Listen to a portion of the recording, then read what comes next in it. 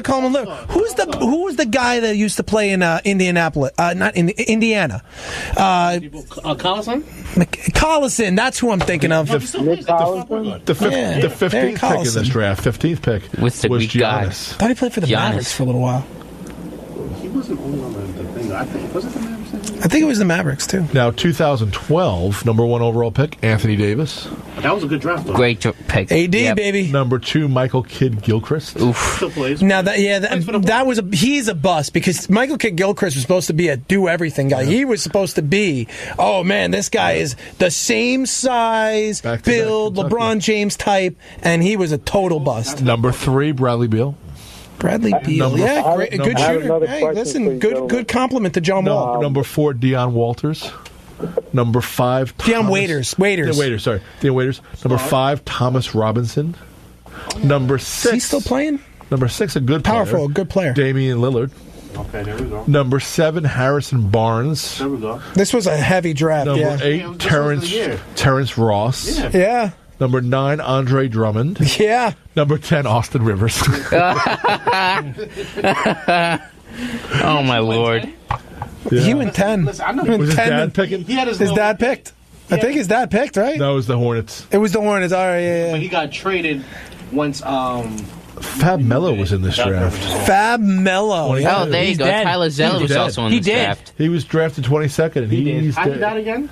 Well, he was 7 foot. I have one last question for you, gentlemen. Hit us. So he died last year. With Aaron Boone benching Sanchez, what do you guys think of Aaron babysitting the actual Yankee players nurturing them? What were you saying? Like Aaron Boone benching Sanchez? Yeah, I mean, he benched him because he's been production pretty poor, in the lineup. I mean, they've been sitting Sanchez specifically for Sonny Gray's starts.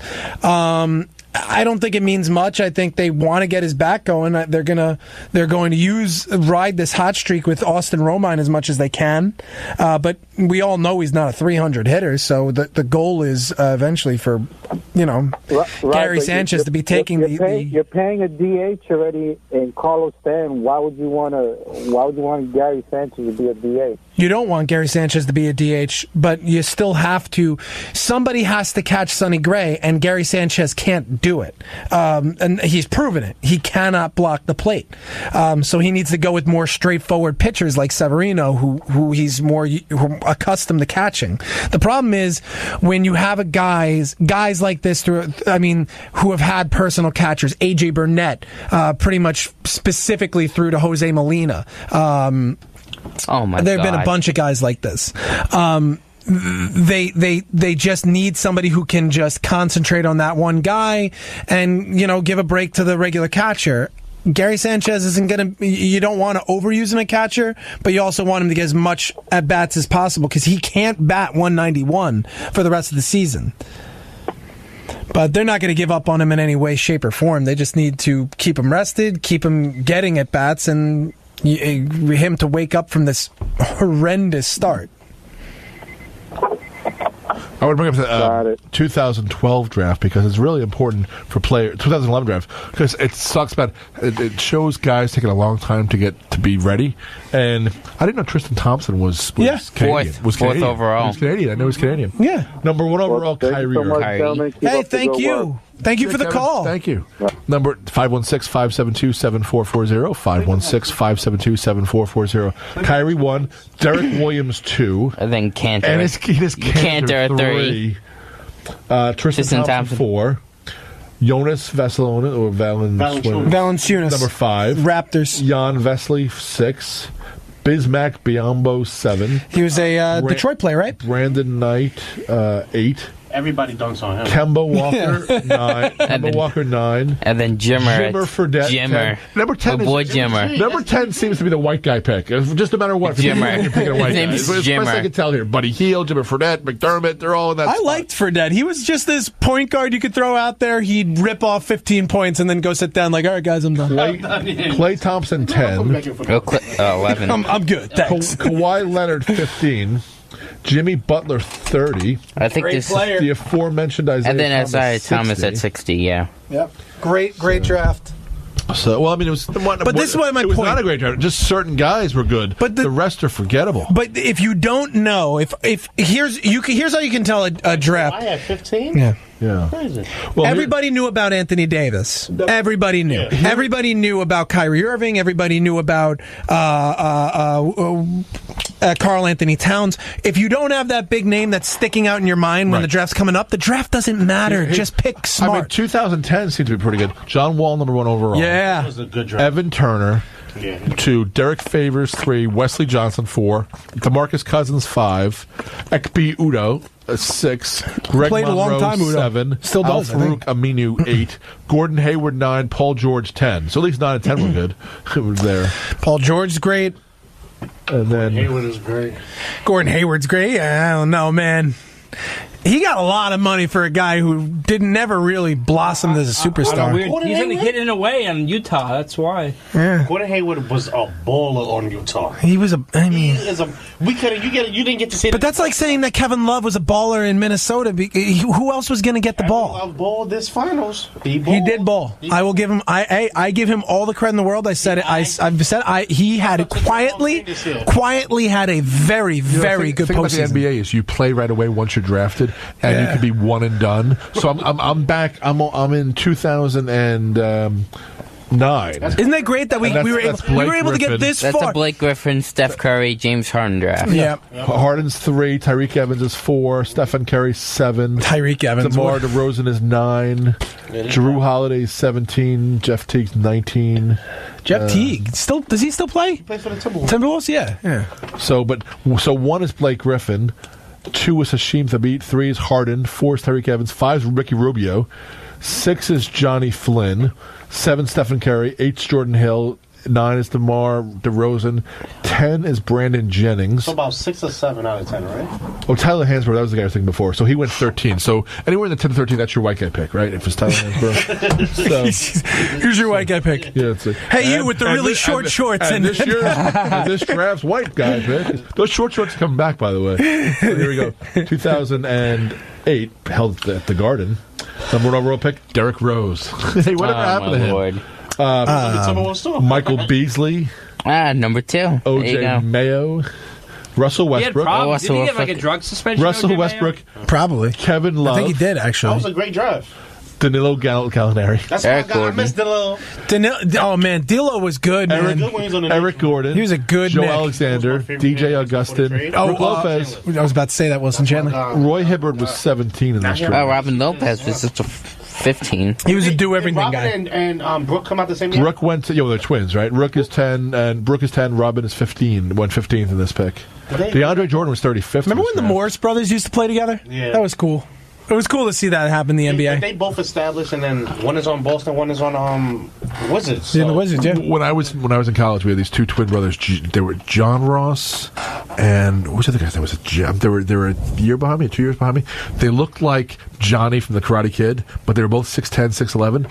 One kid was good at offense. One kid was good at defense. That's like the Morris. It's like the Morris brothers. But the thing was, we had to blow 2 scholarships on them. So Digger Phelps gave them both scholarships, and it was terrible because we left. That was the Monty Williams was on our team. It was ridiculous because we had the stupid Ross boys who were so bad.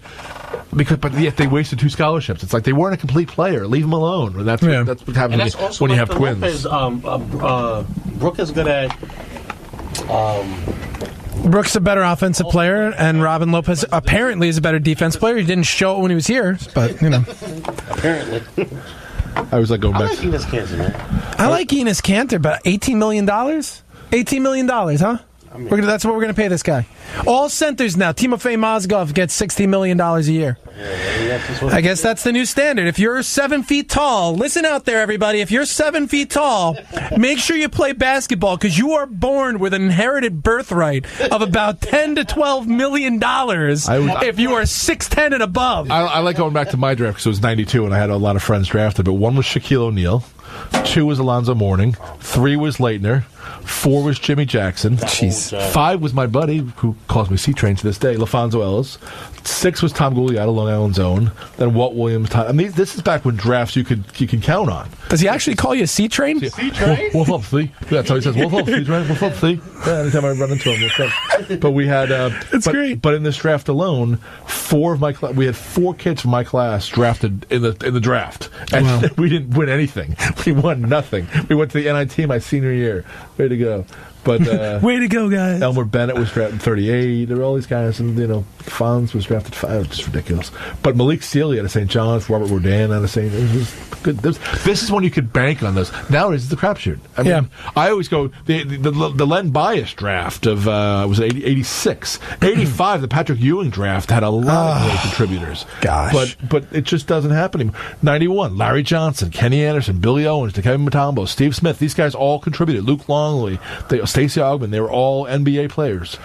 Chris Gatling, Greg Anthony. You can't now. These guys all. But we're also looking nearsighted, though. We haven't seen the end of these guys' careers. You have seen the end of these guys' Gary careers. Payton, 3. I mean, these guys were all top players. It was like that. You could bank on if you were going to have a top 10 pick, you were going to get guys. And if you didn't, if you drafted a guy who stunk, that was on you because you did not do your homework. Yeah, exactly right. You just did not do your homework here. I'm just going back to all these the 80s drafts. These guys, if you're a top 10, you're David Robinson, there he is, number 1 overall. But it's David Robinson, the Len Bias draft. Oh, there he is, number 2, Len Bias, 2nd pick overall, Boston Celtics. Oh, what could have been? Man, I wish I watched more Spurs back in the early 2000s and the late 90s to watch more Tim Duncan and David Robertson. Twin Towers, man. Yeah, those two were nasty. I fell victim firsthand. They were only a couple. They were together for about 3 or 4 years, right, Chris? What's that? They were together about 3 or 4 years. 6 years. They were 5 or 6. Was it 5 or 6? Okay. Yeah, 03 was the last year. How many did they win? How many championships? Together, right? No, they won 2. They won 2. No, they won against the Knicks and they won against the Nets. All right. What are you talking about? Yeah. We both got burned. Sick burns. 97 to 03. No. They only could have won 1 together. No, 97, the Spurs, they won against the Knicks, and 99. No, because... In the last game he ever played in his career was in the finals. How much does Tim Duncan have? Yeah, but listen, the last game David Robinson ever played in his career was against the Nets in the finals. That's what I'm saying, but Tim Duncan has how many? 5, right? So wasn't it 3, 5, 7, 14, and then 1 2000... 03. And 03. So he wasn't there for the other one. 99 against the Knicks, yes. Avery Johnson's game-winning shot. Oh, yeah, that's right. All right, long pass for Rangers, get Eric Carlson out of Ottawa, please. Yeah, another aging star for the Rangers. There you go. All right, Mark Tofsky. All right, this is according to Dave with legalized gambling now legal in Jersey. Expect 4 sales to home coming up. All right, Nick Gornberger. It's Glaber Day again. Yankees take it 4-3 over the Tampa Bay Rays. Sorry, Mark. Tristan Hamilton. Let's go Yankees. All right, and I'm Chris Muldoon. Please stay tuned for FM Punk with Riley. You know you want to keep it locked in where it is. Don't forget Piano Man this Sunday, Father's Day, 3 p.m. to 4 p.m. right here on 90.3. I'm Chris Muldoon. Sports Talk. Bye, everybody. See you next Thursday, 9 p.m. Thanks for lunch here. See you, Harris.